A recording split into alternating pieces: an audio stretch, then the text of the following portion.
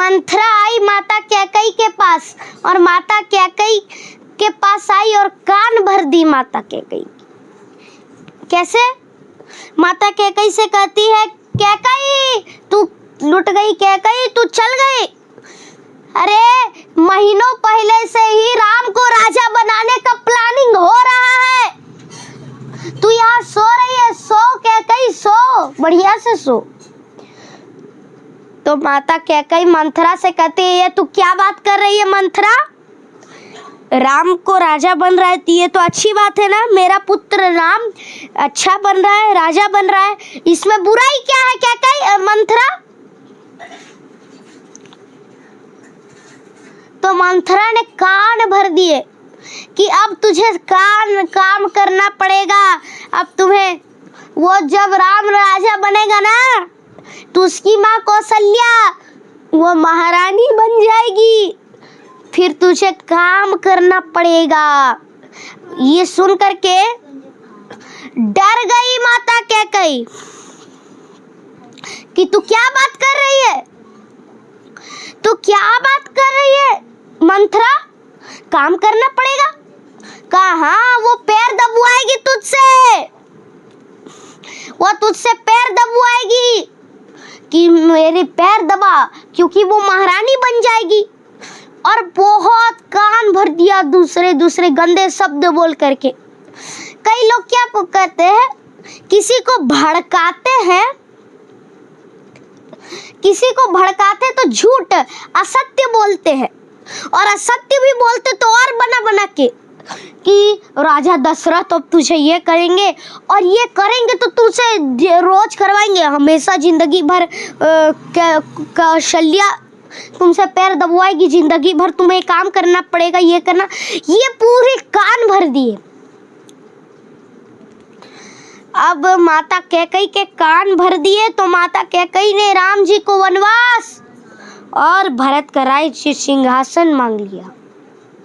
2 वरदान मिले थे, तो भरत जी को बहुत बुरा लगा, और भरत जी माता कैकई जब राम जी वनवास चले गए तो भरत जी ने कहा, माता कैकई से कहा कि तुम्हारे मुंह में कीड़े क्यों नहीं पड़ गए उस समय, तुम्हारे मुंह में क्यों कीड़े नहीं पड़ गए माँ, कि जब तुमने मेरे भ्राता श्री राम को तुमने वनवास भेजा, तुम्हारे मुंह में कीड़े पड़ने चाहिए थे। और जब भरत जी राम जी से मिलने के लिए चित्रकूट गए थे, चित्रकूट, तो वहां पर भरत जी माता कैकई को नहीं लेके जा रहे थे कि नहीं माता तुम नहीं जाओगी। तो माता कौशल्या भरत जी से कहते हैं, बेटा भरत, यदि कैकई नहीं जाएगी तो मैं भी नहीं जाऊंगी, इसलिए कैकई माता भी गई थी। फिर जब चित्रकूट में मिलने गए थे भरत जी, तो राम जी से कहे थे कि जिस दिन 14वें वर्ष का आखिरी दिन होगा भैया, तो आप सूर्यास्त से पहले नहीं आए तो मैं आत्महत्या कर लूंगा, अगले दिन आप मेरी चिता देखोगे। ये बात कह दिया और मरने की बात कह दी भरत जी ने। देखिए भाई के प्रति कितना प्यार है भरत जी के अंदर। और आजकल के कलयुग के भाई लड़ते रहते हैं, मैं प्रॉपर्टी लूंगा, ऐसे लड़ते रहते हैं। तो सूर्यास्त होने को था, भरत जी अपने चिता बना रहे थे।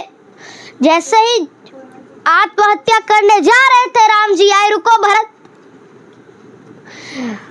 भरत जी ने देख करके भरत जी प्रसन्न हो गए कि मेरे भैया आ गए। और फिर भरत जी ने राम जी को राज्य सौंपा, राज्य सिंहासन सौंपा, राज्य सिंहासन दिया। और तब से राम राज्य का स्थापना हुई। और राम जी जिस दिन आए थे उस दिन थी दीपावली। सब दिए जला करके वंदन कर रहे थे प्रभु का और माता सीता का। जितने भी लोगों को मुझसे जो भी प्रश्न रहेगा, आप हमारे वीडियो के कमेंट सेक्शन कमेंट बॉक्स में वो प्रश्न लिख दीजिएगा। संडे की अर्थात रविवार की कथा को उस प्रश्न का उत्तर आपको मिल जाएगा। साथ ही साथ आप अपना स्टेट और डिस्ट्रिक्ट अर्थात राज्य और जिला भी लिख दीजिएगा, ताकि हम भी तो देखें हमारी कथा कहाँ कहाँ से लोग सुनते हैं। तो ये प्रभु का हमें भी नाम जप करना है और लड़ाई झगड़ा तो नाना कभी नहीं करना है।